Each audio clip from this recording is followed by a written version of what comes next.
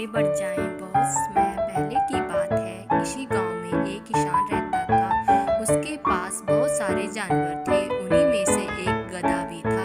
एक दिन वह चरते चरते खेत में बने पुराने सूखे हुए कुएं के पास जा पहुंचा और अचानक ही उसमें फिसल कर गिर गया। गिरते ही उसने जोर से चिल्लाना शुरू कर दिया, ढेंचू ढेंचू ढेंचू।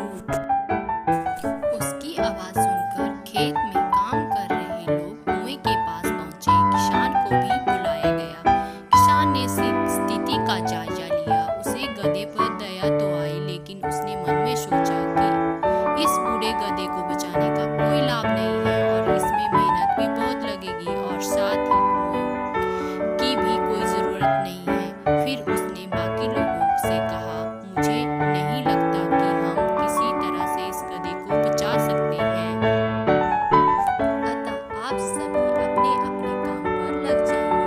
यहाँ समय गंवाने से कोई लाभ नहीं। और ऐसा कहकर वह आगे बढ़ने को ही था कि एक मजदूर बोला, मालिक, इस गधे ने सालों साल आपकी सेवा की। इसे इस तरह तड़प तड़प के मरने देने से अच्छा होगा कि हम उसे इसी कुएं में दबा दें। किसान ने भी सहमति जताते हुए उसकी हाँ में हाँ मिला दी। तो हम सब मिलकर इस कुएं में मिट्टी डालना शुरू करते हैं और गधे को यहीं दफना देते हैं। किसान बोला। गधा यह सब सुन रहा था और अब वह भी डर गया।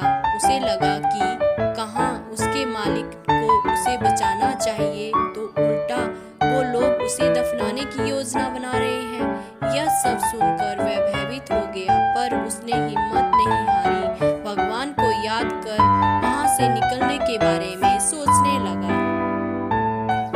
अभी वह अपने विचारों में खोया ही था कि अचानक उसके ऊपर मिट्टी की बारिश होने लगी। गधे ने मन ही मन सोचा कि भले कुछ हो जाए, वह अपना प्रयास नहीं छोड़ेगा और आसानी से हार नहीं मानेगा।